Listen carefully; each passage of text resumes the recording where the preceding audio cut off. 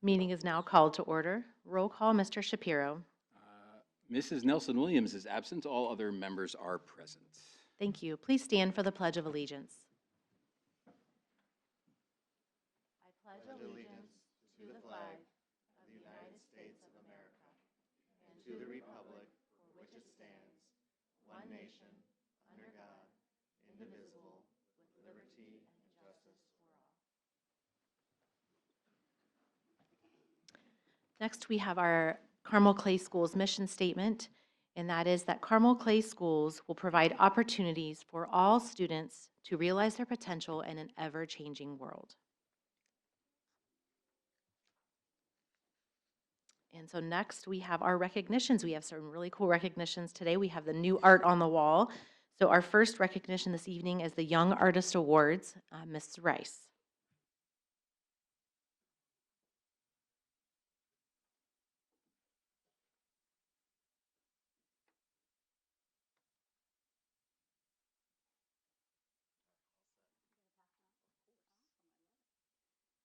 Well, good evening, Dr. Ostrike, members of the board. I am so excited to welcome all the family and friends who are here tonight to honor our young artists and recognize their talent. Oh, here we go. This award is a long-held tradition in the district, and it is truly a very special honor for our students. Of all the young artists in the district, just one student and one piece of artwork is selected from each school to hang on the wall here in our public meeting room for the next 6 months. So this is truly a very special honor.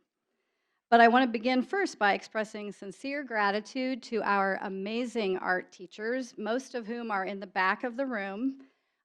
Thank you so much for fostering creativity and artistic expression in our students, for your commitment to cultivating a visually inspiring environment in our schools, but also your passion as artisans yourselves and the gifts that you give to our community as artists. And we are truly appreciative of all that you do for our students. So let's give them a round of applause. All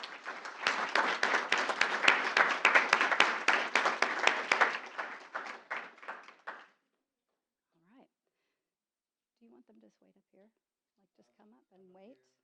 Okay, terrific. So you'll come forward and receive your honor from Dr. Ostrike, and then you can just wait up here in the front.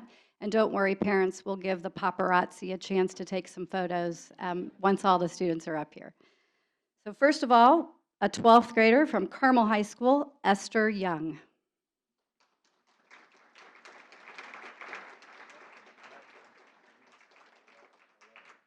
Seventh grader from Carmel Middle School, Sophia Larson.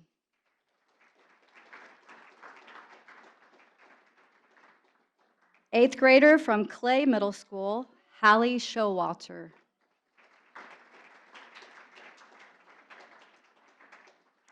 Eighth grader from Creekside Middle School, Jisoo Liu.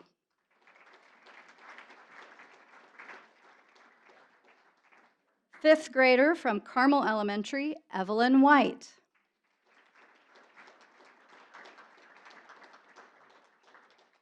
Fourth grader from Cherry Tree Elementary, Valeria Gomez.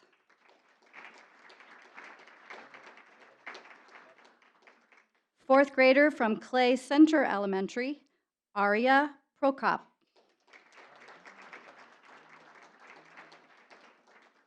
Third grader from Collegewood Elementary, Alexis Wang.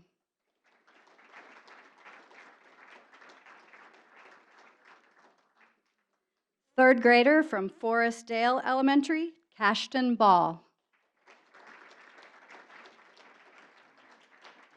He's coming.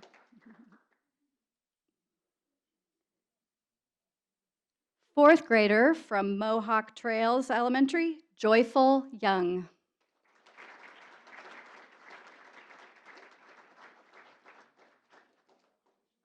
Third grader from Prairie Trace Elementary, Stella Chang.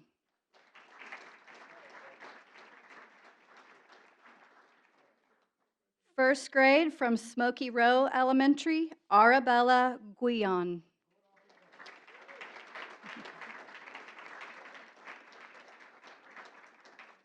Fifth grader from Town Meadow Elementary, Siwoo Kim.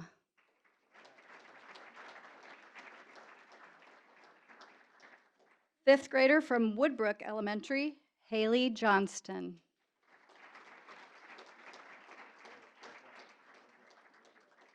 And a fifth grader from West Clay Elementary, Emma Shue.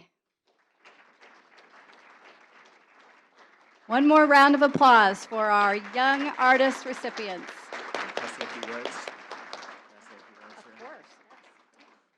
Before we get everybody together here for our picture, I also wanted to thank our principals who are here today with us. We have many of them from all of our schools.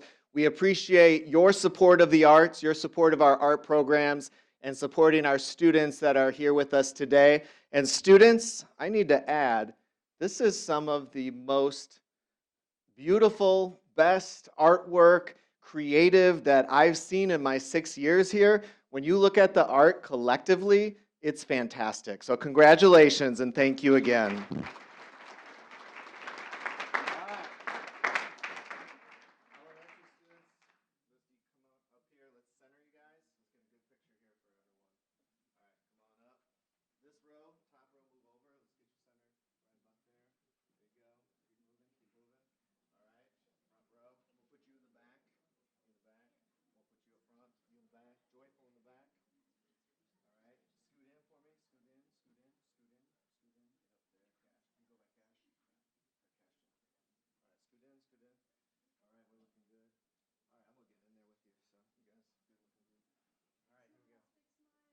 Smile, everyone. Here we go.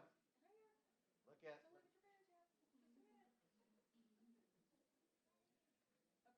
All right, smile for your parents.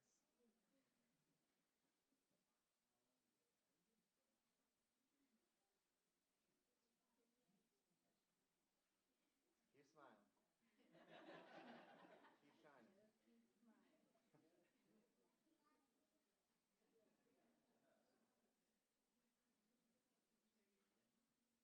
All right, let's give them another round of applause. All right, go ahead, have a seat. Have a seat.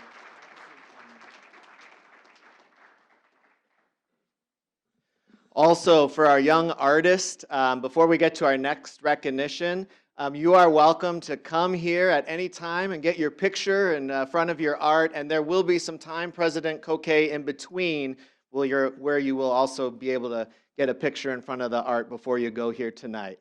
And at this time, I'm going to turn it back over to President Koke. Thank you. Yeah, we'll pause after these next recognitions and let everybody have a chance to get pictures. And then if you want to stay for the rest of the meeting, you're welcome to, or you're also welcome to leave.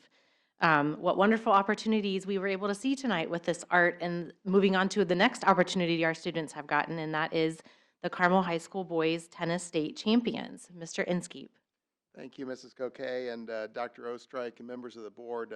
That's a hard act to follow after some of this stuff that's up here. Amazing work from these young artists. So I always want to think that it is a privilege to be here to recognize our student athletes and our teams. And it's not necessarily a right that we get to come here often and do this, but it really is an honor and a really cool thing for our community and our school district that so many of our student athletes continue to perform at such a high level. So after tonight, we'll be back with a couple more teams next month as well. So we'll keep our rolling agenda item here with you for the next few months. So this time, if I could have members of our boys tennis team and the coaching staff come forward up here, and I'm going to say a few brief words about them, and then we'll introduce each of them and do some photos as well. So the boys tennis team completed an undefeated season last month by winning the state championship over number 2 Homestead 3-2.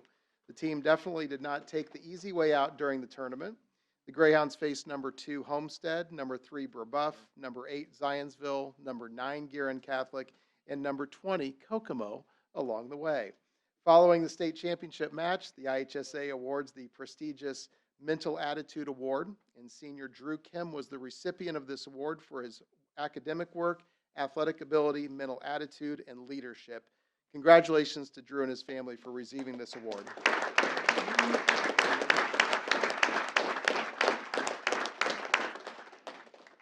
This was a very special season in a lot of different ways, and personally for me, it was a thrill to watch our student athletes compete under tremendous pressure and supporting each other through these tight matches throughout the tournament. It was really, really awesome to watch them perform at a high level. The head coach is Dan Burnett, and he is joined tonight by members of his coaching staff, Mitchell Mercer and John Foss. And so with us this evening are members of the state finals lineup that brought home the 16th state championship for the tennis program. Wes Warble,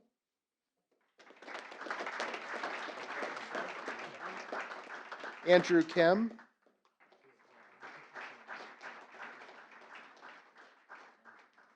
Vishal Shankar,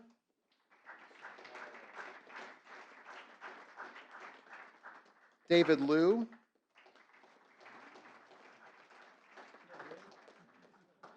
Jude Sanger,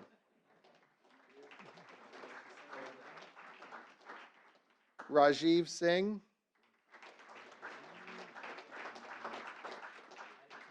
and Andrew Hall.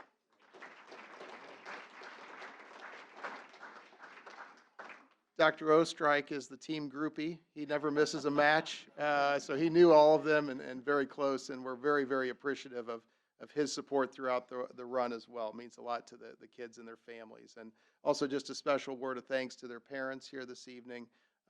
They give a lot of different support in so many different ways, but the most important thing is being positive and supportive. So we're very appreciative of all they do to put them in a position to represent our school and community in the way that they do.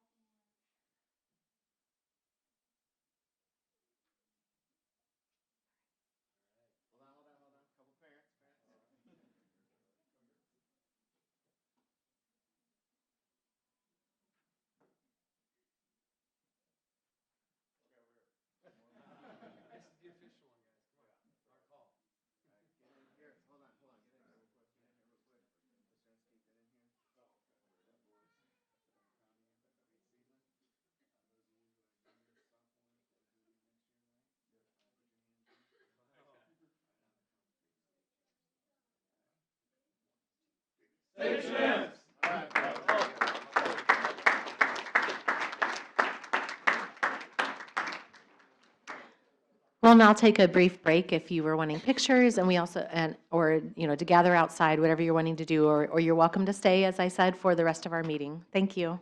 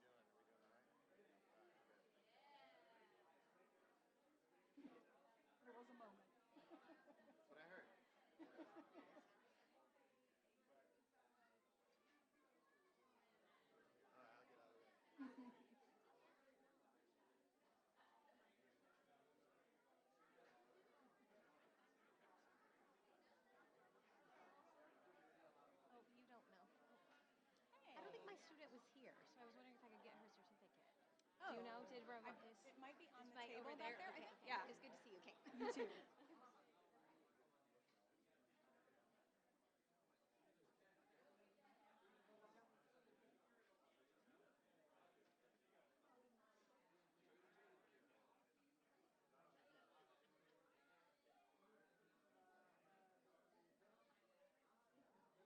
Do you guys all want to get a picture? I sure, yeah. Do you? There. Thank you. But you have to be the happiest you've ever been in a picture.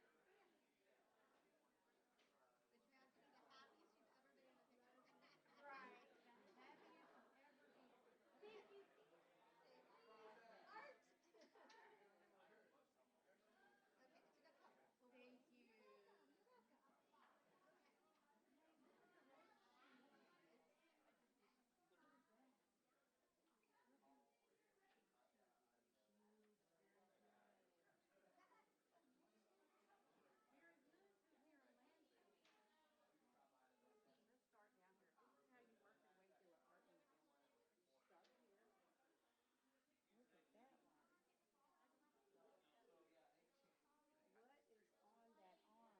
That's her art, by the way. That is, That's hers. I love it. There's a tattoo? What is that? What is that? It's a little henna, isn't it? Yes. It's a little henna. I love it. See? Something in the brain, you never know. See, I match. I love it. That's nice. Yes. You like art too? Oh, you like it? I'm not blessed with being able to draw as well as everyone, but I like I it. think that's talent. You never know. Right, Yeah. you never know. Yes. You never know who gets here. We and who doesn't. didn't know she can draw.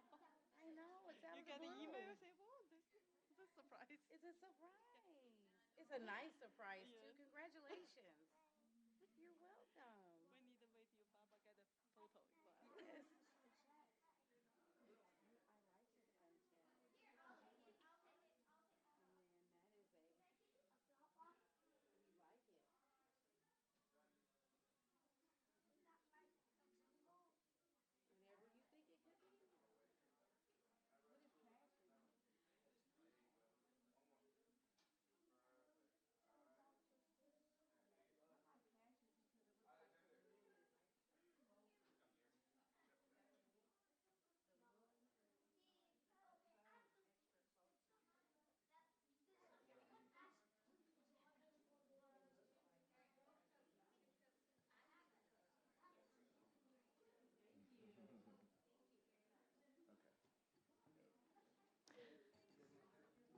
Typically, next on our agenda, we have public comment. However, no one has signed up for public comment this evening.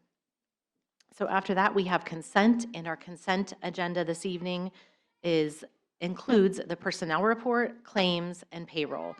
And so you will see in our consent agenda, we join together quite a few items. Those items I referred to, the personnel report, claims, and payroll, and we consider them and then vote for them in a single action just to save some time. Do I have a motion to approve items, all the items on the consent agenda? I move that we approve all items on the consent agenda. Thank you. May I have a second? Second. Thank you. Any discussion on consent agenda items? All right, seeing none, we'll take a vote. All those in favor signify by saying aye. Aye. Aye. Motion carries. At this time, I am going to request a motion to suspend this regular board meeting, and we're going to open 2 public hearings to allow for public input on the following. So the first hearing is a lease between the Carmel Clay School Building Corporation and Carmel Clay Schools and issuance of first mortgage bonds. The second hearing is an additional appropriation to expend the bond funds. So at this time, I need a motion to suspend our regular board meeting and open the public hearings. Madam President, I move to suspend our board meeting for the purposes of opening a public hearing. Thank you. May I have a second? Second. Thank you. All in favor? Aye. Aye. Aye. Motion carries. Per our board policy 0167.3, when a public hearing is required, by federal or state statute. The same rules followed during our public comment period apply during this public hearing. So speakers, you will have a time to talk, and you must come up and talk on the items in the two public hearings that I was talking about previously. Before speaking, participants must be recognized by the presiding officer and must preface their comments by an announcement of their name and group affiliation. Participants will have 3 minutes to speak, just as they do during typical public comment time. Comments may not reference specific corporation employees, patrons, or students. Comments shall be directed to the board, and no person may address or question individual board members. The school board will not act on or respond to questions or comments made during the public hearing, but will take them under advisement. So we're going to begin our first public hearing, and Mr. McMichael, would you like to make any comments? And this specifically is on the lease between the Carmel Clay School Building Corporation and Carmel Clay Schools and issuance of first mortgage bonds. These were both presented to the board October the 14th, and there's been no changes. And this is essentially the board's last part of the process before we actually put the bonds out to the market. Thank you. At this time, I will offer members of the public an opportunity to make comments regarding the lease between the Carmel Clay School Building Corporation and Carmel Clay Schools and issuance of first mortgage bonds.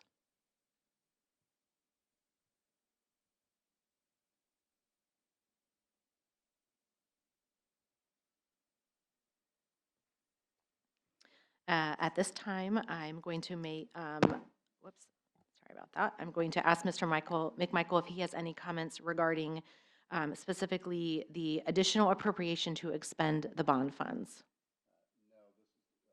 I'm sorry. This is just giving authority to actually spend the funds after we receive them. Okay, thank you.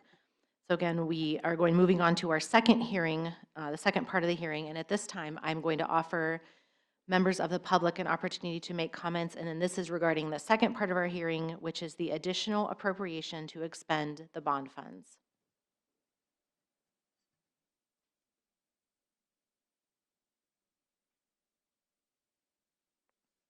Since there are no comments, may I have a motion to close these public hearings? I move to close the public hearings. Thank you. Do I have a second? Second. Thank you. All in favor? Aye. Aye. Motion carries, and we will now go back and resume our regular board meeting. Our next part, we have our action item part of our agenda, and the first action item is 6.1, which is adopt a resolution confirming lease and other actions. Mr. McMichael. I'm sorry. This is the last step in the process. Thank you. May I have a motion to approve action item 6.1, and this one is to adopt a resolution confirming lease and other actions. I move to adopt the resolution confirming lease and other actions. Thank you. May I have a second? Second. Thank you. Any discussion on action item 6.1? All right, seeing none, we will take a vote. All in favor of approving item 6.1 signify by saying aye. Aye. Aye. Motion carries. Our second action item is item 6.2, adopt a resolution on additional appropriation. Mr. McMichael. It's the same as the first one, so we'd recommend your approval. Thank you. May I have a motion to approve action item 6.2? Madam President, I move to adopt item 6.2, the adoption of resolution of additional appropriation. Thank you. May I have a second? Thank you. Any discussion on action item 6.2? Just to comment that this is a very routine process that I've seen us do the last couple of years, and it's just kind of tightening ends up at the end of the fiscal year, so it's a very normal process. So Yes, that's correct. Thank you. We'll now take a vote. All in favor of approving item 6.2, adopt a resolution on additional appropriation, signify by saying aye. Aye. Aye. Aye. Motion carries. The next action item is item 6.3, permission to advertise for a public hearing on additional appropriation. Mr. McMichael. Thank you. This is also a fairly routine process. We built the budget almost 18 months ago, and so things have changed then. Since then, a number of things, one of which, for example, is curricular materials are now purchased out of the education fund, so we need additional appropriation to cover that. There's money that came with it, of course, so we're appropriating funds we already have, so it's not affecting tax rates or anything like that. It's just giving us the authority to close out the year. Thank you. May I have a motion to approve action item 6.3? Thank you. May I have a second? Second. Thank you. Any discussion on action item 6.3? Just other than my previous comment was intended for this one. I don't know if who all might have figured that out. You probably I did. thought it might have been. So just to reiterate, Mr. Brown was saying that this is a typical closeout that we do kind of at the end of the year. So yes, his comment was meant for this one. Seeing no further discussion, we'll take a vote. All those in favor of approving item 6.3 signify by saying aye. Aye. Aye. Aye. Motion carries. We are going to move on to our workshop topic, which we are all really excited about, technology and AI. Dr. Ostrike. Thank you very much. We are going to be moving towards the front tables and chairs from the board. I also want to share that Mrs. Christy Cloud, our Director of Technology, was set to be here tonight, but she was visiting family on the West Coast, and due to some airline troubles that most of the country is having right now, potentially her flights have been canceled, and my fingers are crossed that she's currently on a flight tonight. But knowing Mrs. Cloud like I do, she's an overachiever, and so you will see her on recording this evening introduce her topic tonight. So at this time, I'd recommend we all head to our tables and split up here. I believe it's 5 and 4, so thank you very much.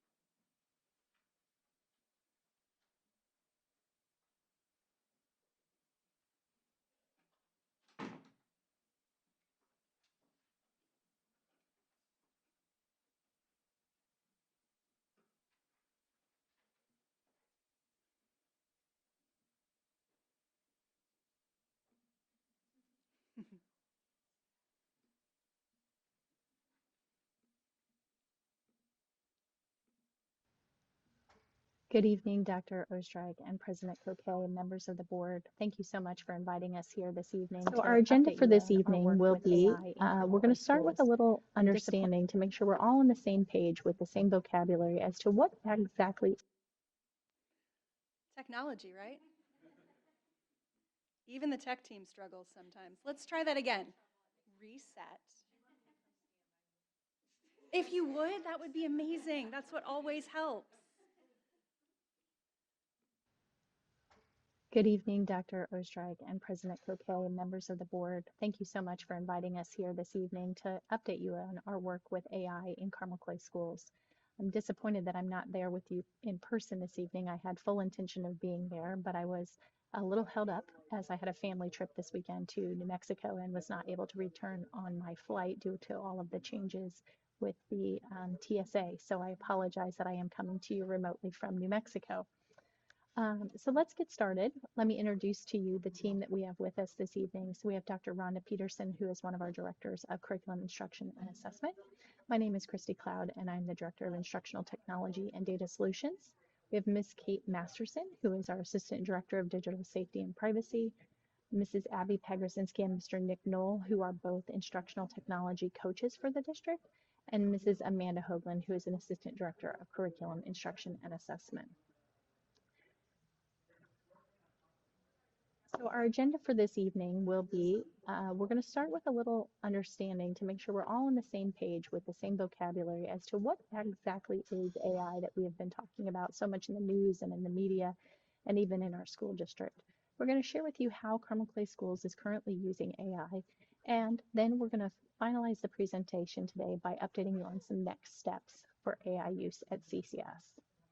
This presentation tonight directly aligns with our strategic plan and the strategic goal that is set forth to integrate and monitor emerging technologies like AI that can enhance student readiness for the workforce, for the next steps in their lives, and even for day-to-day interactions that they might have.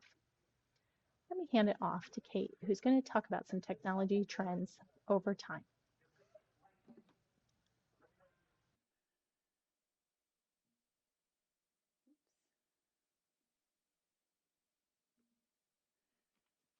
All right, well, thank you, Christy, in your virtual space, wherever you are, for that introduction. We are going to take a little journey back in time today.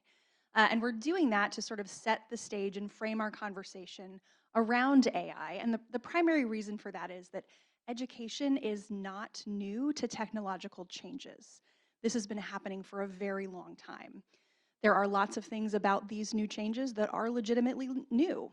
And then there's also a lot of things that are just change. So what I'm going to ask you to do, at your table, you have some little paper clipped together cards, we'll call them. You're welcome to work in pairs, you can work individually, you can work as a whole table, so each one is identical. And they are quotations of 100% authentic provenance, I assure you, relating to technology in education. And your job is to put those in chronological order from oldest to newest. So I'll give you a few minutes to work on that. You may notice there are some little animal emojis on there that will come into play in just a minute when we review. So I will give you a few minutes to work on that. I didn't think about the part about entertaining the crowd while this was happening.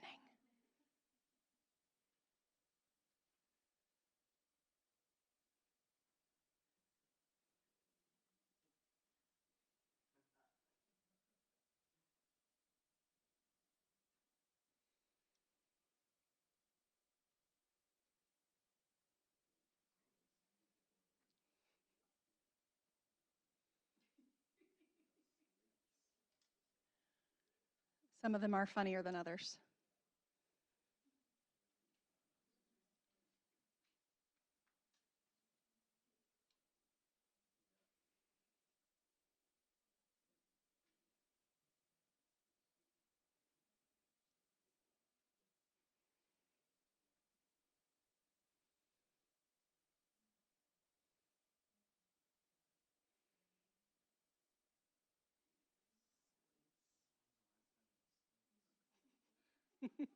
It's been a minute since we've had slates.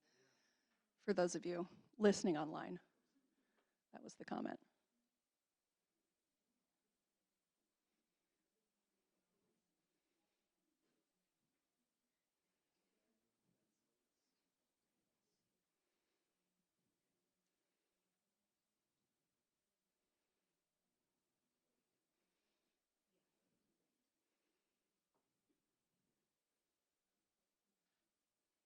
I'll give you a few more seconds. This is not going in the grade book.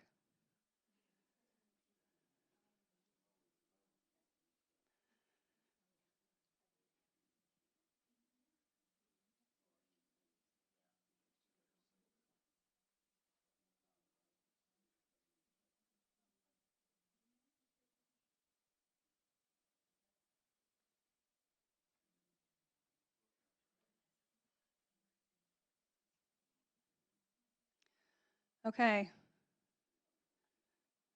Make your last selections, because now we're going to reveal the answers. I know everyone is so excited. All right. Starting with the oldest quotation, that would be our puppy dog, followed by our kitty cat. So the puppy dog is from dear old Socrates, really freaking out about students writing things down, because that was going to destroy their memories. And I do like this, that we only know about that because Plato wrote it down, which is hilarious. And then followed by Erasmus. And I just, if he could see things now, he was really worried about the glut of scholarship that was happening because of the printing press. Oh, to live in such simple times. All right, our second two, we have a mouse and we have a bunny rabbit.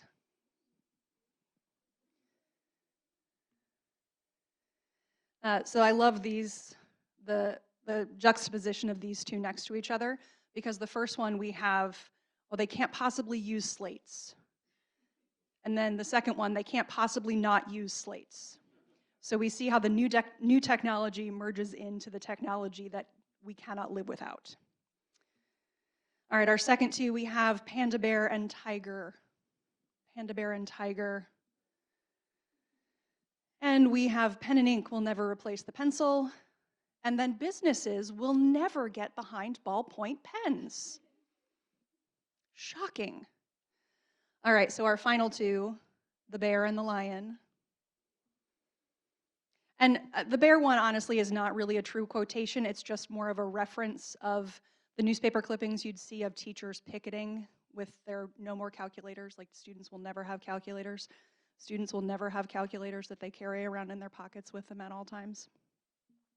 And then the last one, this technology will never replace great teachers, but in the hands of great teachers, it's transformational, is a really important quotation to us. So this is back from 2014, which is actually kind of a long time ago in terms of technology. The iPhone was only 7 years old at this point. And it's something that we really believe, and it really helps support one of our core philosophies around AI. We're going to talk a lot more about this.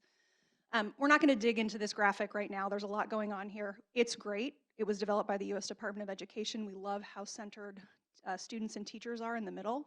But the piece that we want to call your attention to is this blue circle and the concept of humans in the loop. So I hope as you listen tonight and as we participate in activities, that runs through the back of your mind, because we really want to keep humans in the loop with whatever we do with AI. And so that means humans being involved in the inputs that we put into AI, humans being involved in the outputs that we take out of AI, and keeping humans in that whole process. So as we go through tonight again, just listen for that idea. And now I'm going to pass it over to Abby.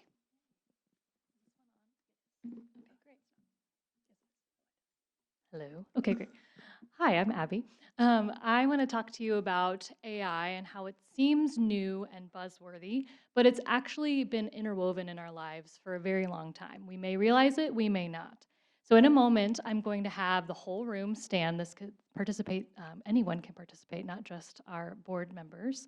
But I'm going to have everyone stand up, and when I say a statement that you have done before, I want you to sit and remain seated for the rest of the statements.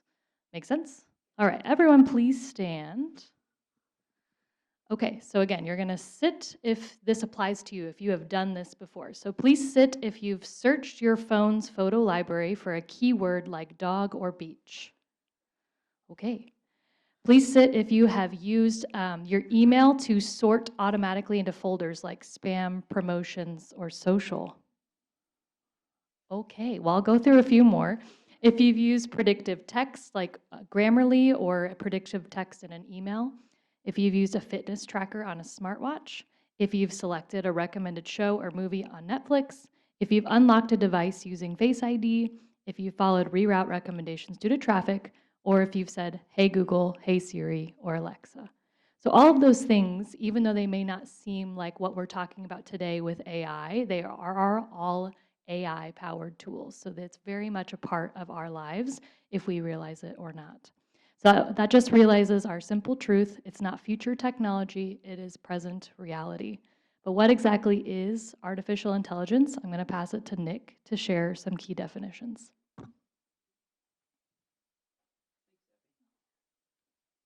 All right, so this graphic right here is basically breaks down the 4 Mount Rushmore buzzwords of generative AI and AI in general. So if you look at it from top to bottom, starting with artificial intelligence encompasses all of those other terms, including machine learning, deep learning, and generative AI. So this diagram is an evolution of AI and how it's come to be to the present day.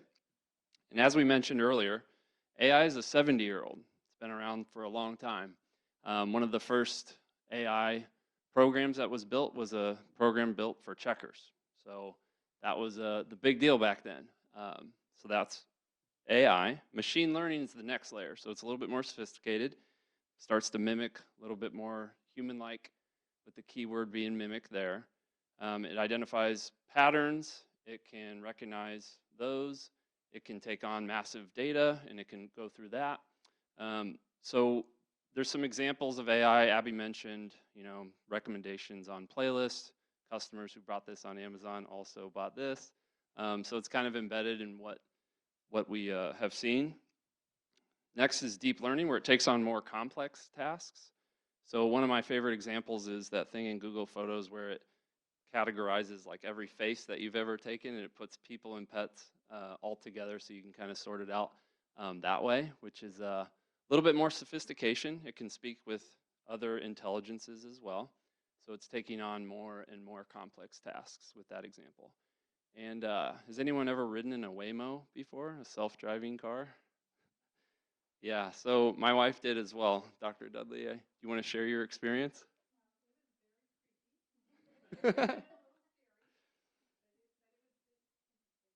Yeah, when my wife was in the car, all the parking spots were taken at their destination, so it just kind of kept circling, and then they had to park on like a side street, and they got to their destination. But it was a interesting experience. She sent me the video, so it was fun to watch. Generative AI, this is the thing that we've been hearing a lot since ChatGPT launched, and this can generate images, it can generate videos, it can generate slides. There's lots of different programs and platforms out there and companies that use generative AI. So this is kind of the thing that everyone's been talking about. It's what all the buzz is. So that kind of explains all the different continuums of the AI. Now I'm going to pass it back to Abby. Okay, so generative AI is the heart of our presentation today, and it's kind of the buzzworthy thing that we're hearing about when we hear AI. And I want to have us do a hands-on hands-on activity so you can experience that generative AI technology. So this activity is called Say What You See, and what it is we're going to see a picture, and then we're going to write the prompt that generated that picture. So we're kind of working backwards in if you've used AI before. So in this example here, you see that artist rendering of a dog in a field, and you can see that we have those things included, a painting of a dog in a field. So we've included the medium of a painting, the subject of the dog, and the context of the field. So we do want to be specific when we are making our prompts. So we're going to do one together, and then once we do one together so you can kind of get a feel for how it works, I'm going to have you do the activity for a few minutes on your own with the computers that are at your table. So before we do that, let's go ahead and get to the activity. All right, so there's that example again. This one's hard, so I'm going to skip this one. I'm going to start with a better one. Okay, there we go. All right, so in this example, I would like you to shout out some things that you think should be included in the prompt to get this picture on your left. Statue. Statue of a horse. Ooh, a bronze horse. Marching. Oh, you like prancing better? Okay. Prancing. Anything else to include there? Yes, okay. On a pedestal, I like that. Pedestal, we're going to test my spelling here. Okay. Facing left. Tail is trim with a trim tail. Okay, I think that's a pretty good start. Let's see what it does. So what it's going to do now is it's going to create an image based on our prompt and then give us a percentage match to see how we did. So let's give it a second to generate. It says it will take up to 30. It doesn't normally take 30, but we'll see. Okay, that's pretty good. That is pretty good. Now, I don't know where my percentage went. Usually it's there at the top, but on your screen, you should see it there at the top to see how well you did. So I'm going to let you open up your computers. It should take you, thank you, 66 isn't bad. Maybe there's room for improvement there.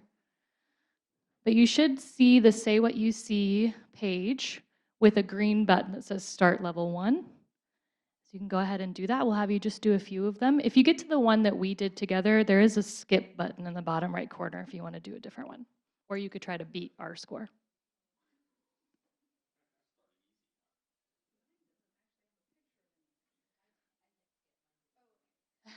It's okay if you skip some.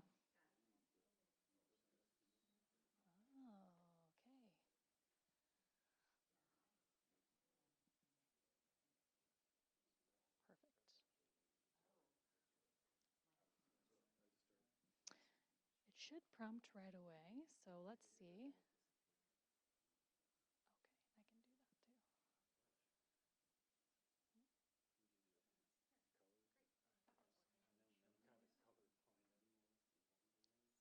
See if that works, and if not, we have extras. Yeah, it always starts with that pink and green one, which is difficult. And then start. There we go. Ran out of characters. That's okay. Go ahead and do next level. And then it should take you. But you might get harder ones now. And then we can do let's begin. There we go.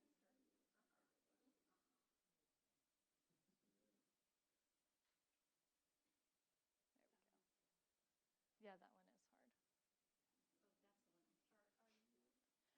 No, no, no. I want you to challenge yourself.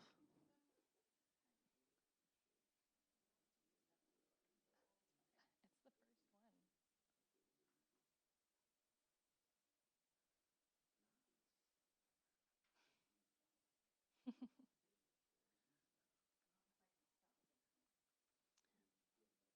That is part of the challenge.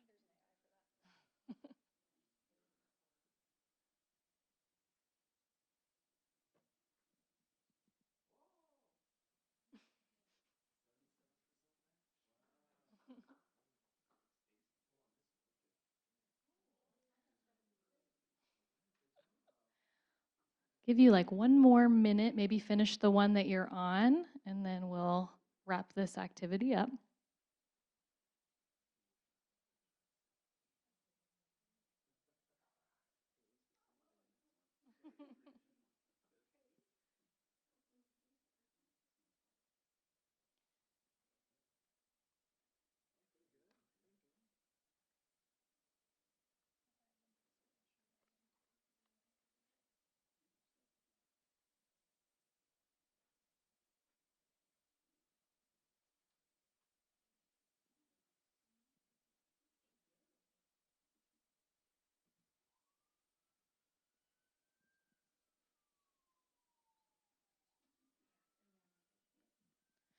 Okay, I'm going to have you finish your thoughts.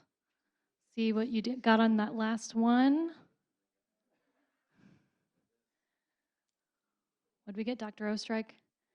86. Did anyone beat 86%? Wow, very good, very good.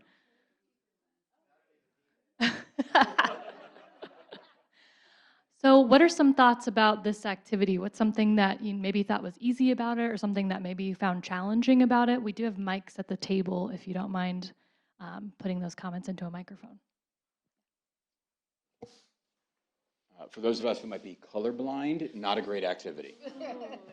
That is Definitely presents a little bit of a challenge. Yes, definitely. That's an added AI layer. does not like colorblind people. Okay, yes.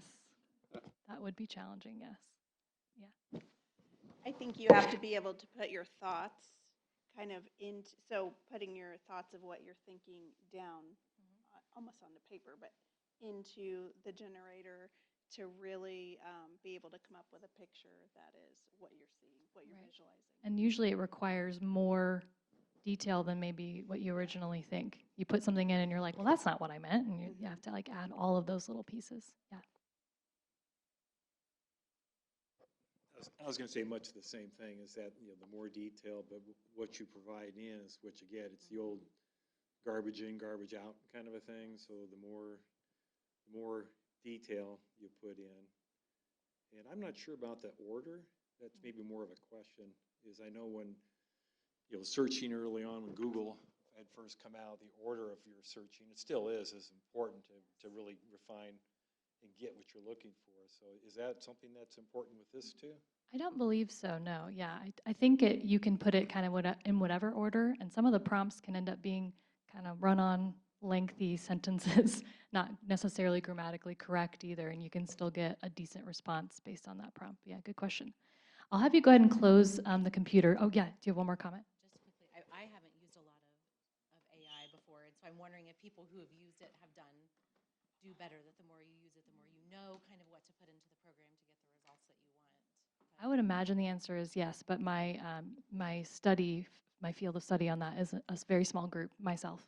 Um, but yes, as people practice, they definitely get better at the art of prompt writing. And prompt writing itself, which what you guys were doing, is itself its own skill. It's something you have to practice and build and really work at.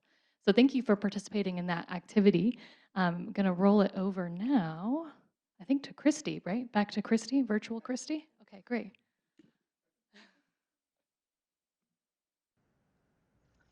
Team, thank you so much for introducing us to all that key vocabulary related to artificial intelligence and helping us get to experience a little use of AI and how you might prompt the system to help you get better and better at a task. As we move forward into this presentation this evening, we wanted to take a moment to talk about a key initiative that was outlined in the strategic plan. And that key initiative is making sure that we're supporting our teachers in AI adoption by offering toolkits, model lessons, and ongoing PD. So our timeline of when we started introducing AI to our teachers ties back to the spring of 2023. And you may recall that in the fall of 2022, ChatGPT hit the world by storm. And during this time, we started to hear a lot of people interested in, hey, how do I use these tools to help free up some time in my day? And so we began to introduce tools like ChatGPT to our staff, but we were very cautious to take into account one of our other strategic initiatives, which is our trusted learning environment and data privacy. And so all of our education on using AI started in 23 with a firm foundation of data privacy and ensuring that our staff is not putting into systems personally identifiable information on students or other staff, and so that we are not training the large language models with information about our environment. As we moved into the summer of 2023, we began offering introductory trainings for different groups on how they could really focus on those administrative tasks. So we had how can AI help take things off the teacher's plate? And as you've seen a lot in the media, teachers are overwhelmed with all of the tasks that consume them on a daily basis. And AI can help take some of those administrative tasks off their plates, perhaps helping them draft an email, perhaps helping them create a list of tasks or activities that they might do, perhaps helping them provide some feedback or creative thoughts they might use to introduce a lesson. We started introducing AI to our world language teachers and how they might use it in the classroom. We had sessions for administrative assistants on how they could use AI to help them free up time in their day, and with principals and assistant principals. All of these groups finding ways to use AI to help with the administrative day-to-day tasks. Amanda, would you like to take it over from the fall of 23, where we start to use AI to help us with our curriculum needs? Thank you. Continuing where Christy left off and continuing with our timeline, in the fall of 2023, we began exploring ways that AI could be used as a thought partner during professional development sessions, such as ones focused on teacher clarity and FTEM. We modeled for teachers how AI could break down core knowledge and skills within a standard, for example. We discovered and shared with teachers ways that AI can be used alongside our adopted curriculum to help us write learning intentions and success criteria in student-friendly language. You can ask AI to help you do that, and that output turns out great. Also, and additionally, we shared that AI can generate suggestions for engaging class openers, and also it can provide strategies for moving students between different learning tasks. In the fall of 2024, we launched Google Gemini and making it available for teachers. And with Gemini, the data that we enter isn't used to train the model. So what that means is that the information that we give it is kept private, and then it's not used, the system doesn't use it to create the outputs. So it keeps our data and information safe and private. So knowing this, we can safely use Gemini to generate text and images and content under the same data protections that we have with our current Google Workspace for Education. In the fall of this year, we launched an optional online course for teachers in Canvas called Rev Up AI. Also, we launched a book study for teachers who wanted to join the book study, and also with our technology coordinators. The AI Playbook is the title of our book for our book study. And then also tech coordinators, they are taking information back that they're learning during our collaborations, and they're taking that back to their buildings to help train their staff there. So as you can see, we have been on quite a journey, just exploring different tools, building awareness with our teachers and our staff, understanding some limitations, and also just learning how to safely and responsibly utilize different AI tools. And speaking of AI tools, Abby is up next to give an overview of the available tools that we have open right now for teachers in the district. All right. So there are hundreds of AI tools available now, and there's even some that are popping up every single day. So we are focused on 4 big tools right now for our staff. One that Amanda mentioned already is Google Gemini, which is the large language model chatbot. You can ask it questions, it can generate text and images, and as Amanda mentioned, it has those extra protections. Another feature of Google Gemini is you can create custom gems that are specific to a certain data set. So you don't have to have it just pull from anything. You can have it pull from just a few things that you select. Similarly, Google has another product called Google Notebook LM, which is another chatbot where I can choose the evidence that I want to put into that bot. I can select documents and websites, and it will only pull from that information. It can create a variety of things like flashcards, an audio overview that sounds very similar to a podcast. If you ever heard that before, it's a little creepy, but in a good way. Video overview, all kinds of great stuff there. We also have Canva AI that can really help make things very beautiful in terms of presentations, graphics, and posters. And then Adobe Express specifically has an image generator where you can generate those needs. So these are all of our tools that we have currently available for our staff. But access isn't the only thing we want to equip our staff with. We also want to provide them with some training. So as Amanda mentioned, we have this Rev Up AI course, an optional course for our staff, where they can complete this and get 1 professional growth point and get full access to Google Notebook LM. We have a strong start already. We have 252 staff enrolled and 105 who've completed the course, just to get us kind of started in our journey of learning all the things about AI. And to kind of go on that success here, we have 3 staff testimonials that I want to share about how they use AI. First one here is Stephen Pellich from Creekside. My name is Stephen Pellich, and I'm the principal at Creekside Middle School. With a staff of over 150 members, we get a lot of feedback. One way that I use AI is by using it to summarize feedback we get on surveys. AI is able to find trends, provide key points, and highlight areas that may need addressed from those results. Next, we have a testimonial from Leslie Karpiak at Carmel Middle School. I'm Leslie Karpiak, and I teach digital citizenship and AVID at Carmel Middle School. And I would say that I use AI for administrative tasks pretty much every day. I am the AVID coordinator for our building, and it's recruitment season, so we are starting to gear up where I'm doing a lot of communication with adults, with parents, and with students about what is AVID, why would they want to join our program, what are the steps in the process for applying and interviewing and becoming part of our AVID family. So I'm using AI regularly to craft concise, clear communication about the program, and I am not known as someone of few words. I'm usually known as someone of too many words, and AI really helps me to make my communication professional. I can run through my rough draft. I can get it nice and concise. I can check for things that maybe are not clear. It just really helps me to polish what it is that I'm sending out to students and to adults. All right, and one more from Tony Denham at Carmel High School. One way that I use or have been using AI in my classroom this year is by creating a gem on Google Gemini that is an expert in Marzano. And so with the focus on FTEM this year, I have like a teaching assistant, an AI teaching assistant that's an expert in Marzano, so I can feed it my ideas for lessons or things that we're working on, and it'll help me think through the different levels or hierarchies of Marzano. Of is this activity that we're doing retrieval? Is this analysis? Is this knowledge utilization? Which helps me with my learning intentions and to just be really clear on the success criteria that I'm creating for my class.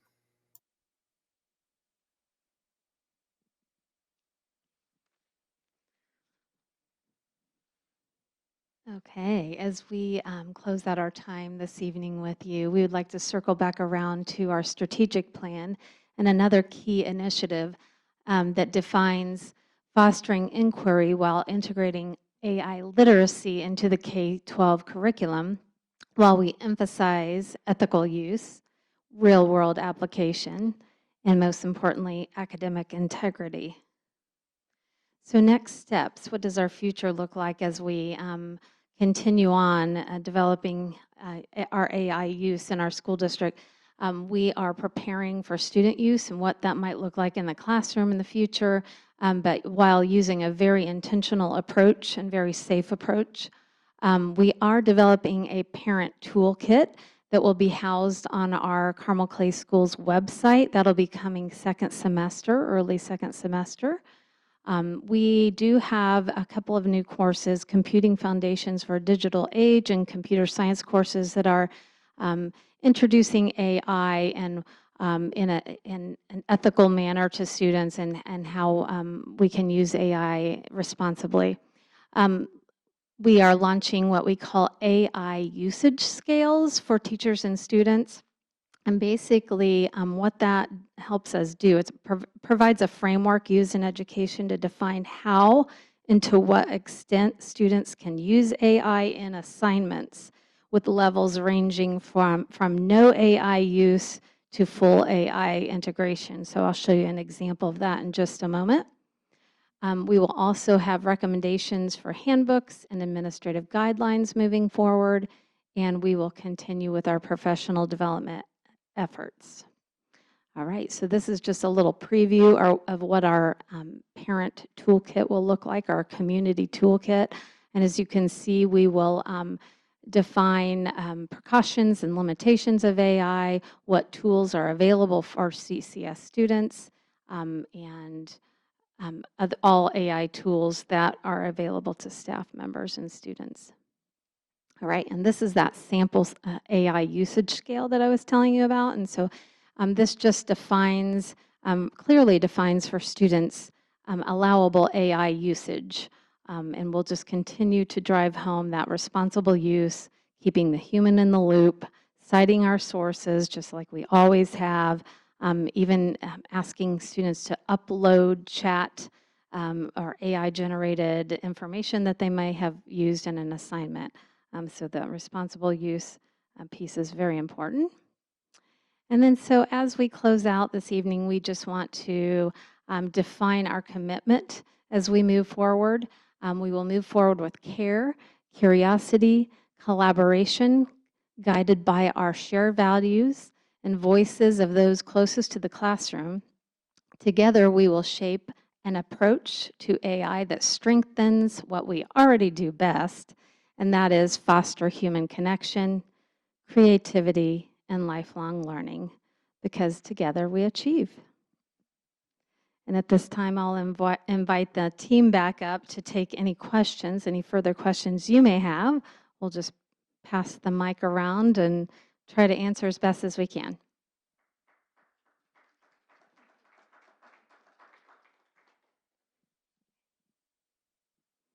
Any questions? Yeah. Thank you very much for your presentations tonight. And I can see you put a lot of work into it, and you've done a lot over the last couple of years or so. And it's been a big interest of mine since I've been on the board. I've been asking for this as a workshop, knowing that would be coming for a couple of years. So I'm glad to see it.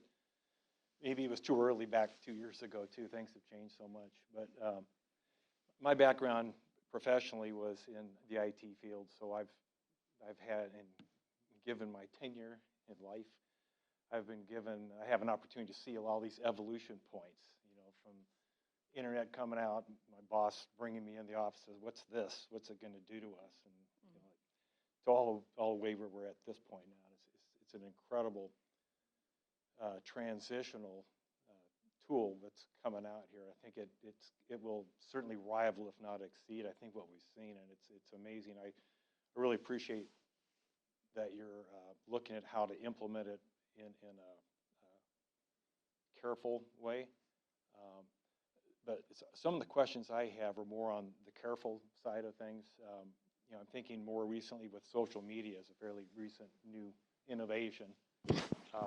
Has had some very consequential and dangerous results. So, and I think as a society, we're struggling with Russian society.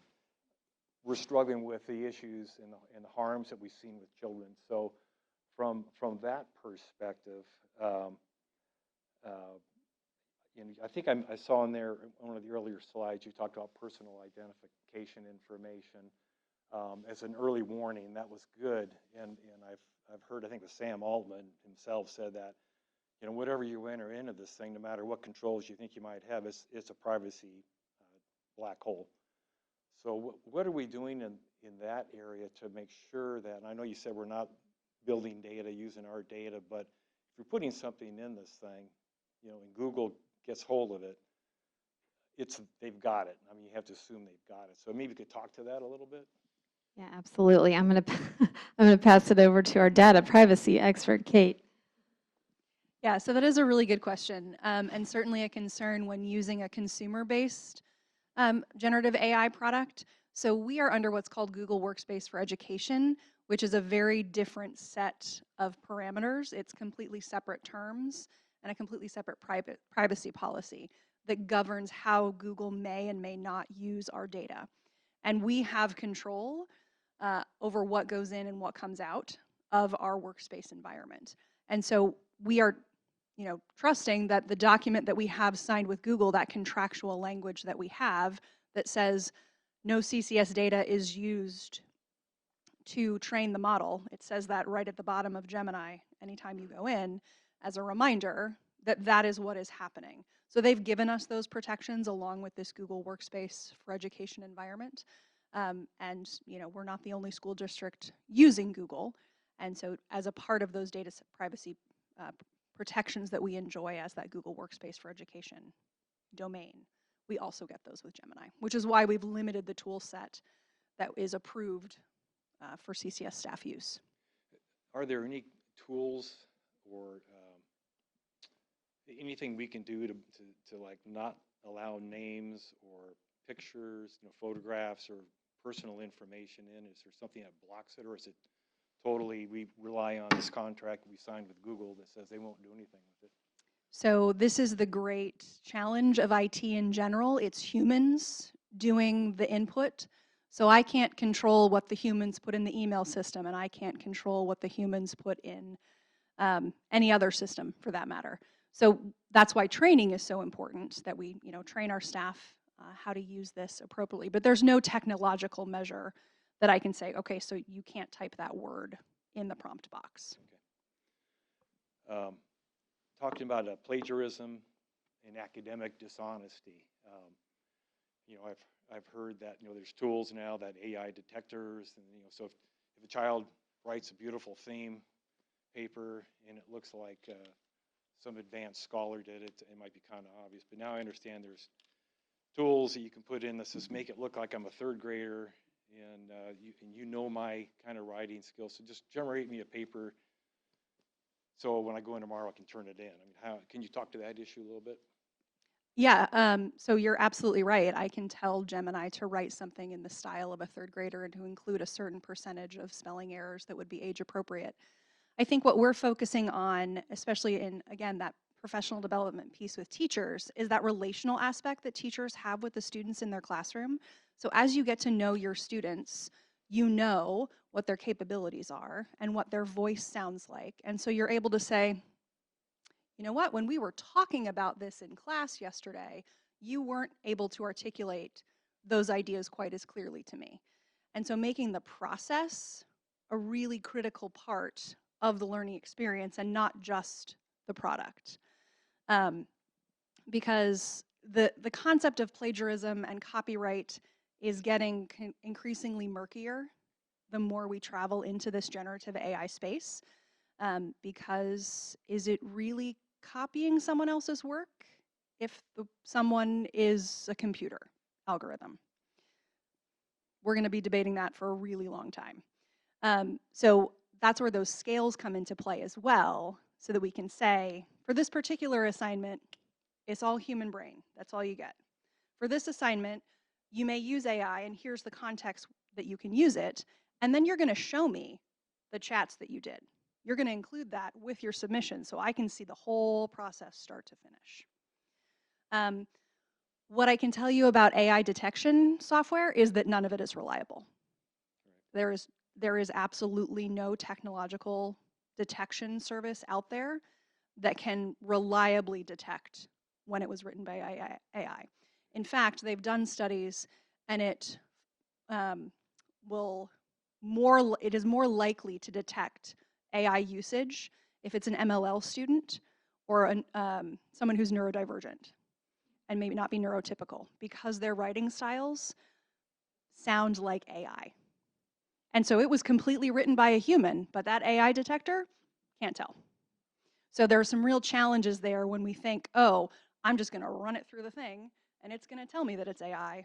We can't rely on those. That's why the human in the loop is so important in this process.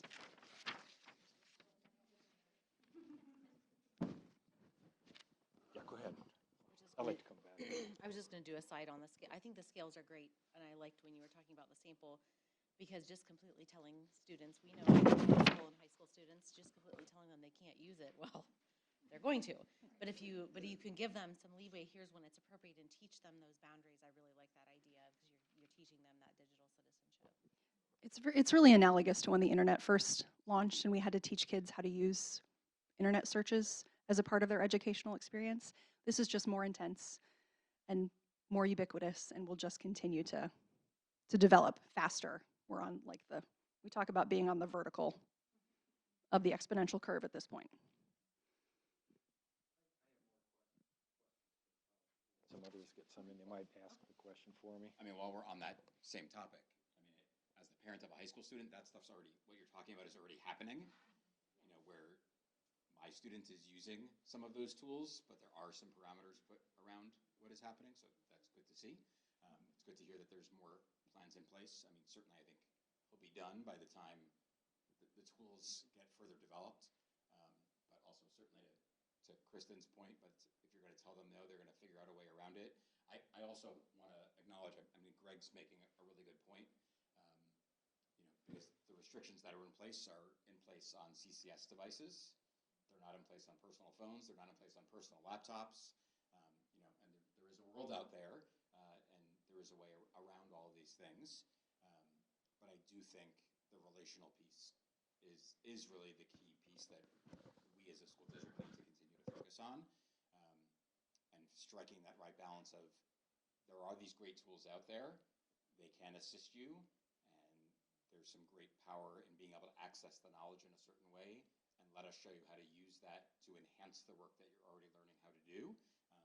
Again, so that you are best prepared for what's coming next, right? Not to replace how you do work well and how to cite your work. And so I love that we're going to challenge students to say, okay, show me the receipts of your chat. You know, make that part of what they're doing. For part of what I do for work, I certainly use ChatGPT as a tool to help enhance some of my writing, because I'm okay at it, but I can be long-winded or I don't necessarily get to the point. And so it is a valuable tool, and it certainly can be helpful. So it's absolutely going to be part of the toolbox that our children are going to be using, not only as students but as professionals. So we shouldn't shy away from it, but we also need to make sure we're preparing them as best we possibly can. So I appreciate where you're going with this. First, I wanted to thank you all so much for a wonderful presentation. I just sat through a continuing legal education seminar on AI 2 weeks ago, and yours was better. And I'm not just saying that, it truly was better. And I loved that you started with these, especially for people my age. This can be kind of scary and you want to avoid it. And I would encourage parents and members of our community to try it out. I also, because it can be useful when used properly. And what you're teaching now in terms of digital citizenship is going to be very applicable to our students when they become part of the workforce, when they become adults in the community. You know, trying to retroactively teach a bunch of lawyers how to do it, I wouldn't recommend. So I'm so grateful. I was thinking that I was so grateful that we have expertise that can help our teachers and help our students learn how to do this and do it the right way. My first question is really, I just want to make sure we were really clear for purposes of the public on how both the restrictions with the Google for AI for education works together with the training we give our staff not to use personally identifiable information. So if I understand it correctly, what we tell our staff is, don't put anything that identifies a student by name, by school, by what grade they got on this test, by where they live, by who they are, into the system at all. That is not what we're doing, right? And then, to the extent that we're not doing that, also we are then protected by the agreement legally with Google, which I understand has its limitations, and some lawyers someday will argue over that. But I think that's really important that we remember we're not putting it, we're training our staff, and there are consequences to using those tools, both for our students and our staff, using those tools incorrectly. I mean, you can use your law license if you write a brief with ChatGPT and it's legally or factually incorrect. And that's happening to lawyers all over the country.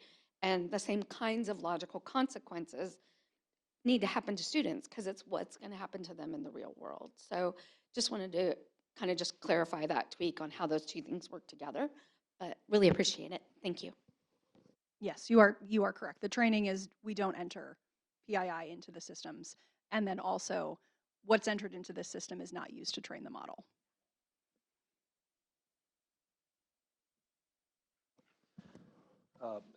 Question on safety.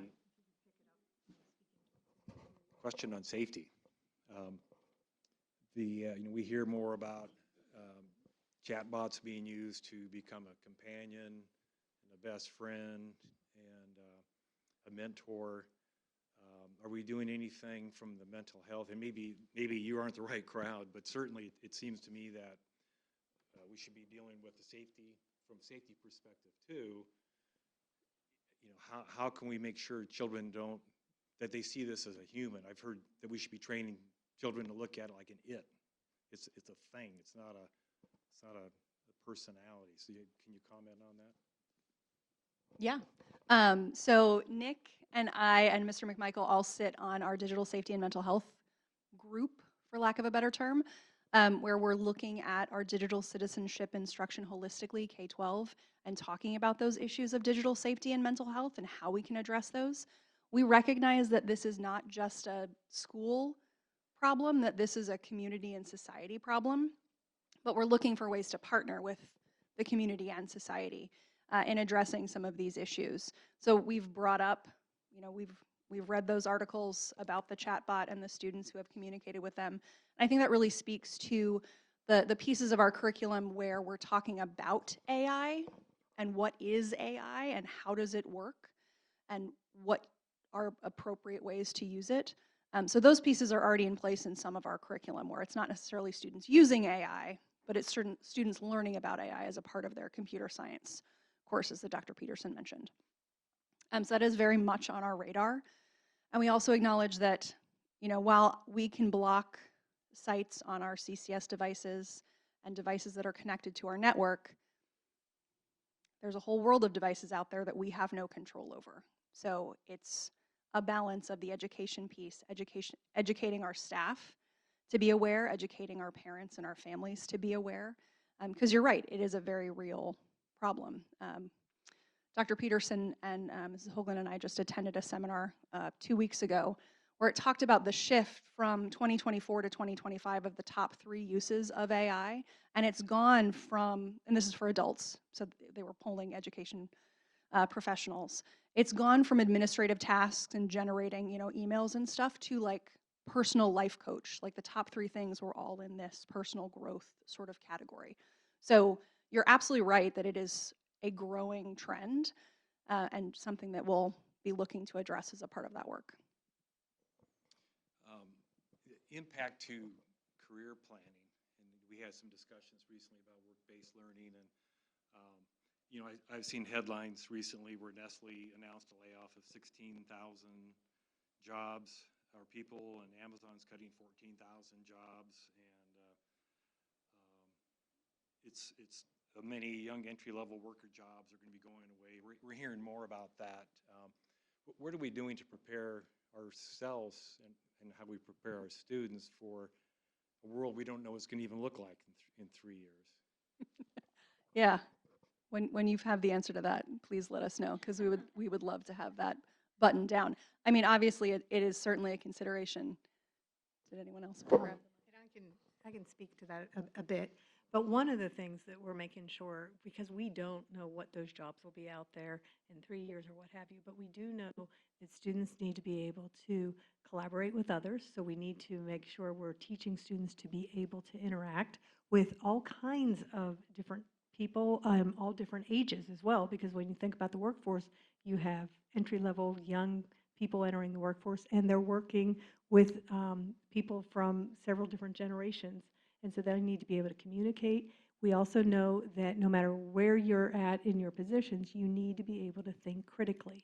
And so we are teaching our students that critical thinking that is so important for our students to be able to take that information and really information's coming at us from all different angles, and how can we take that information and synthesize that information and determine which information is accurate and true and which information is fake. I mean, with AI, you see all the deep fakes of the pictures and all those pieces. How can we make sure that we're training our students to think critically in those areas? Because we know no matter what they're doing, we'll prepare them for those, because we don't know exactly what those jobs are.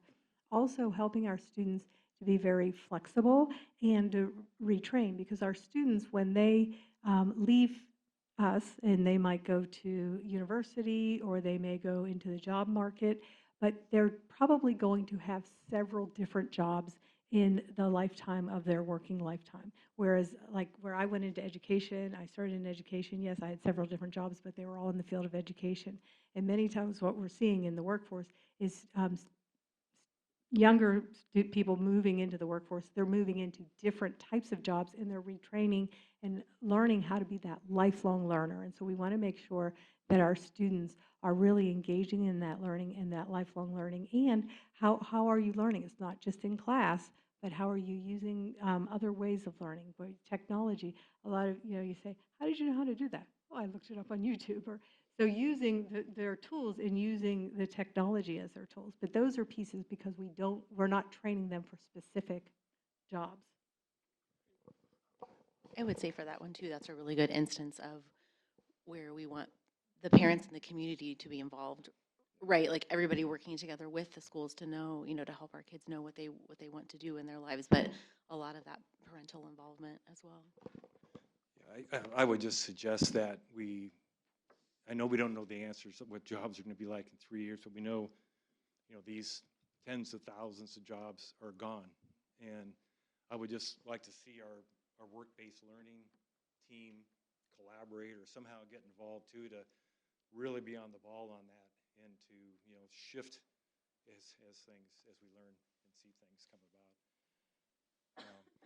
If I could share one more thing, I've got a friend, a colleague that who's spent his career teaching and being in higher level education as an administrator, and he's an avid AI user. He had to help him write his last book, and he uses it very carefully. He knows the material, so he's able to look at the results as it's trying to summarize it and put it in a good form where he can correct it, because we talked about you get a lot of misinformation.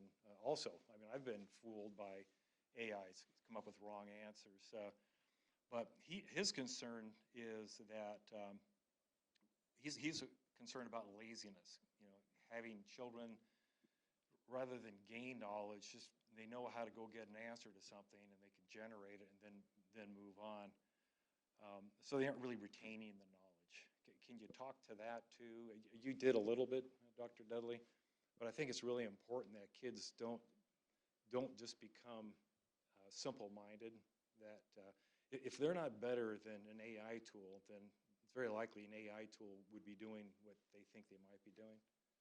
So this is a complex, difficult area to get in. Like I said, I'm really glad you guys are involved in it, but I think we need to get even deeper into some of these issues that, we're looking for political leaders and technology leaders to come up with those answers, and they aren't going to do it in time. And I think we need to make sure we protect our kids and their futures. So I don't know if you could talk to that a little bit about the laziness that this might be if we're not careful. Yeah, I think it goes back to what Dr. Dudley was saying, that critical thinking piece. And sometimes we do close the computers and we have conversations, deep conversations. We use something called the Socratic Seminar, which you may be familiar with, and probing kids to think deeper and to add on to somebody else's thought process.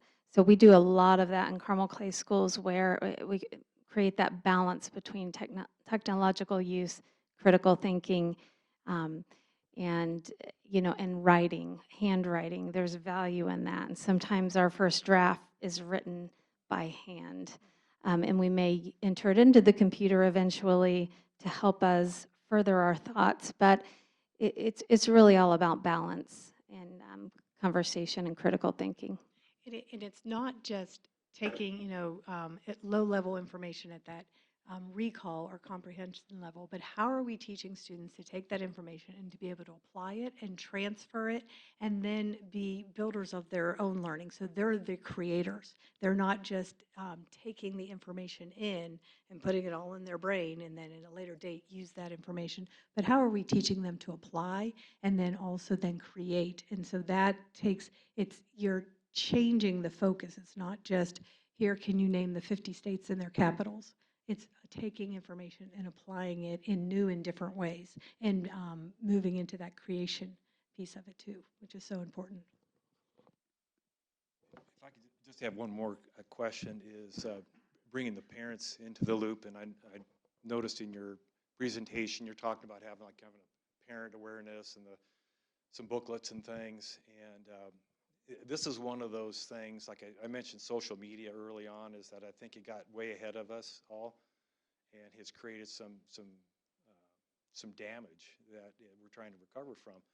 And I'd like to see us from policymakers to get ahead of that. So to me, this is one where somehow we need to really get to the parents rather than say this send an email, hey, we have this new website. But how can we really engage them and warn them? Because a lot of parents are, I was there, you get busy with life. But how can we get them to stop and realize that, hey, these are some things that can really do harm and help them prepare, like, the PII is a good example.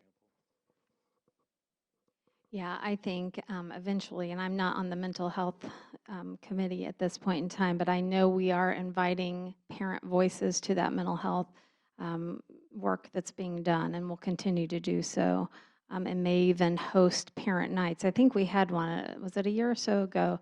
We've had several where we're inviting the community into to have that conversation with at least a couple, yeah.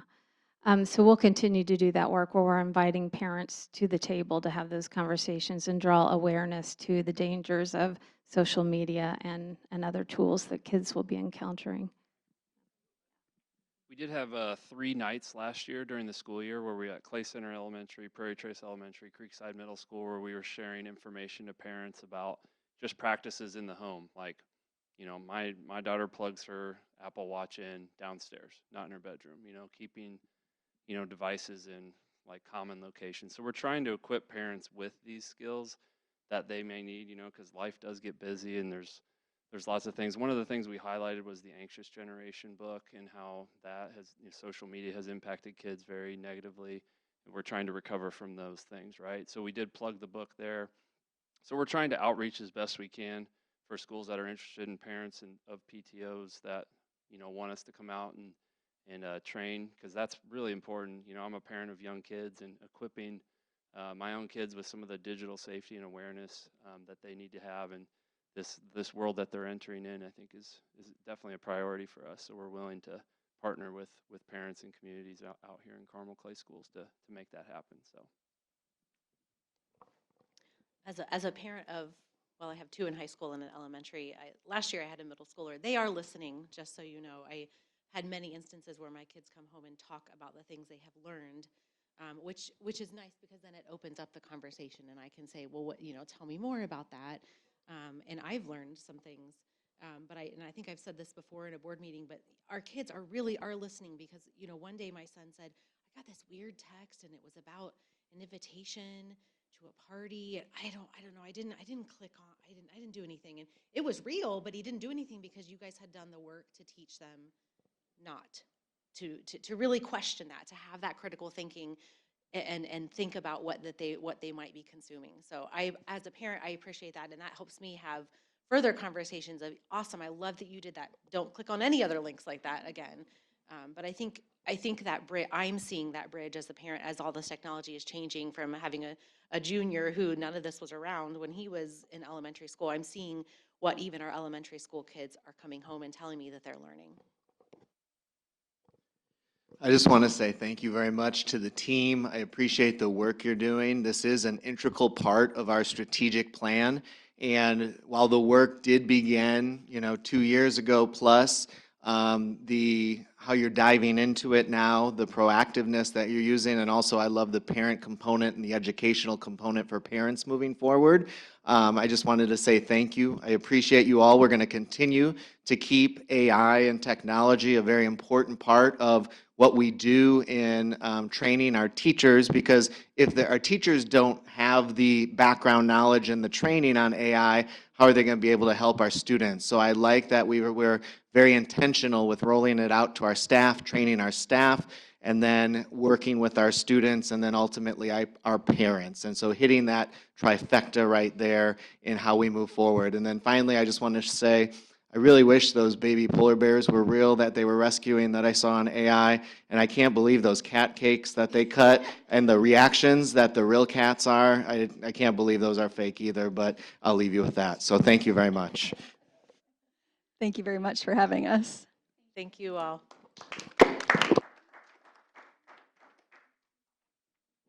And next, we're just going to stay down here. Sorry, I should have said that. Let's just stay down here. It'll be conversational. It'll be fun, guys.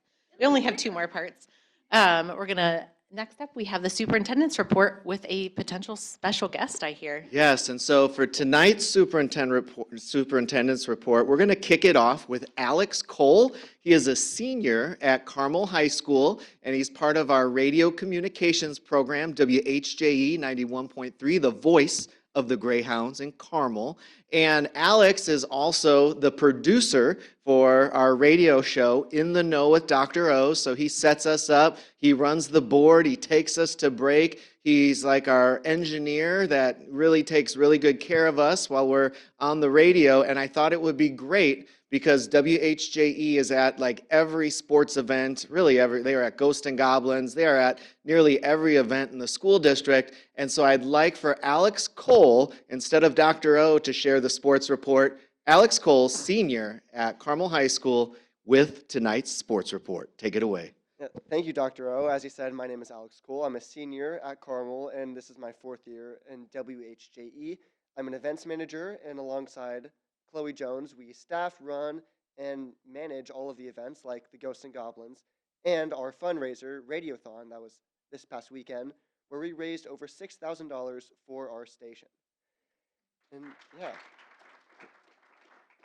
And moving on, the fall season for Greyhound sports has just ended as of Friday. And with all of them, we're going to start off with girls volleyball, who at the end of their season, they ended with a 16-14 record and were ranked 25th in the state going into the sectional tournament. And at their sectional tournament on October 18th, they won in the first round 3-0 against the Fishers Tigers. And then in the second round, the sectional championship, they lost, unfortunately, 3-0 to the Westfield Shamrocks. We're going to be hearing a lot from them tonight. But yeah, moving on, we have girls golf, who has an amazing, amazing team. They have multiple young freshmen who place extremely high at state. They have won 7 of their 13 tournaments that they've come to this season, which is absolutely outstanding. And they won the sectional, placed second in the regional, and placed 4th at the state tournament with a score of 645 points, and it's plus 69, which is absolutely outstanding. Next is the unified football team, flag football, which had a record of 4-1 through the regular season. And they lost in the sectional final, just like girls volleyball, to Warren Central.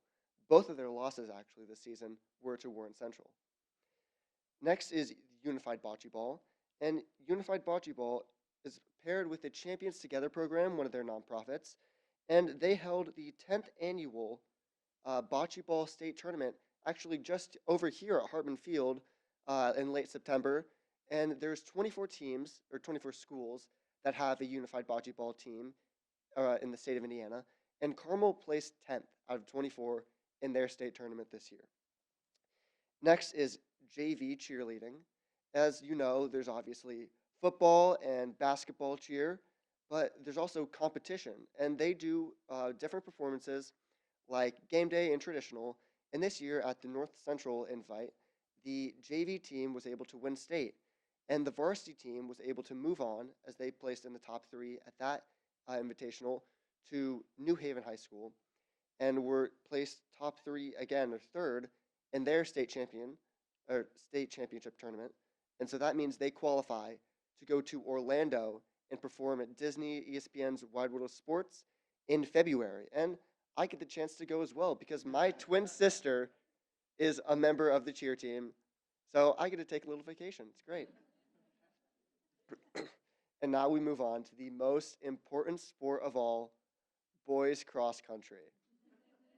I may or may not be a member of the team, but the boys finished 6th place this year in the state tournament.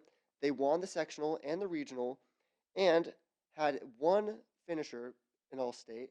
His name is Jonah Call. He's a junior, and we're looking great, looking up for next year with a great incoming class.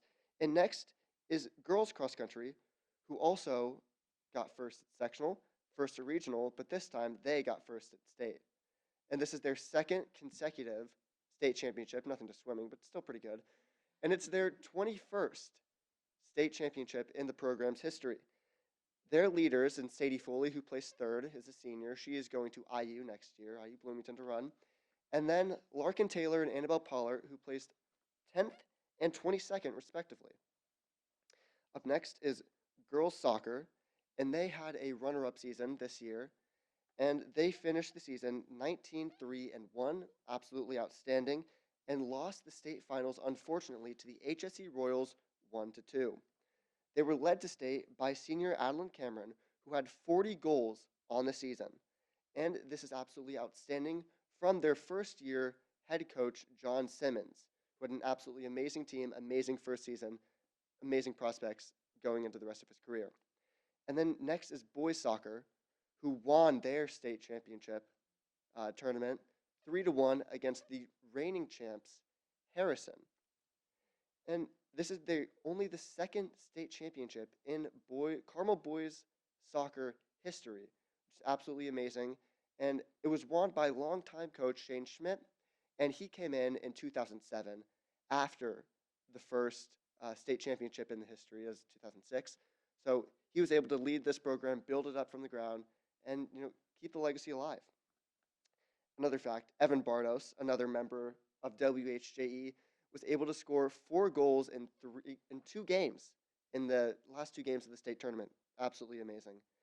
And next is boys tennis, who won state, and they had a perfect season, 32-0-0, and bringing home a state championship. They were led by senior Wes Warble, who has a UTR rating of 9.8 and is committed to play tennis at Butler University next year. On top of this, senior Drew Kim was awarded with the Mental Attitude Award And another amazing achievement for Carmel High School and add to the list of many greats who've won the Mental Aptitude Award. And next is our last sport. In the fall season, it is football, who unfortunately lost in the sectional finals to the Westfield Shamrocks at home, 20-23. And this was a very, very productive year by returning head coach Kevin Wright, who led them to an 8-1 record in the regular season, undefeated at home, hasn't happened in many, many years. And with scores from Josiah Gilmore with the rushing touchdown, Jake Bellin with the receiving touchdown, he sent the game to overtime, and 2 field goals from Matthew Obermeyer, the Hounds made this one of the most entertaining games of the year. And we are all looking forward to the start of the winter season because we have girls basketball, which has already started, boys basketball, which is getting ready to start, and then girls and boys wrestling and girls and boys swimming. I've been Alex Skoll. Alex, thank you so much for coming tonight. We are all very proud of you and the work that you're doing. Alex, can you come to the mic here real quick? Can you let everybody know what's your prospect for after high school? So after high school, I hope to do media production in college, either at Ball State with their Sports League program or at the University of Cincinnati with their College of Conservatory Music. Both of those have separate applications after the first one, so it's just a matter of getting into either of those programs. All right, thank you again, Alex. We appreciate you coming out tonight. All right, I'll try to wrap this up quickly. We have our marching band. They performed at the Indiana State competition for ISMA. They finished runner-up for ISMA, second in the state, very impressive. They go on to nationals. They perform Thursday at 9:30 p.m., and they will continue to advance and hopefully advance to Grand Nationals, which will take place sometime very late at night on Saturday, which I will be at, and I also was able to cheer them on this past Saturday. Want to thank everybody who attended our Carmel High School open house. We had over 1,000 people attend. It was just incredible. We're already meeting to make it even better next year and to learn from this year, but a lot of interest in Carmel High School from our parents, our students, and many of our community members that came in and were a part of the process, so we appreciate everyone that came in. Elementary parent-teacher conferences were a huge success this past Thursday and Friday. I went out to multiple buildings, as did Dr. Dudley, and it was great seeing the parents connecting with our teachers and getting updates on their children so that we can support our students in the classroom and at home. Perfect partnership. So thank you especially to our teachers who took the time late Thursday night to meet with our parents, and then also Friday. This Thursday is our Kindergarten Connect Day. It's the first time we're doing this. All 11 elementary schools will be open. It's 4:30 to 6:30, I believe. 4:30 to 6 p.m. Thank you very much. And our families can come in and check out our schools and see classrooms and talk to educators. And so we're really excited about this new opportunity that we have for our students and our families to explore our Carmel Clay Schools elementary schools.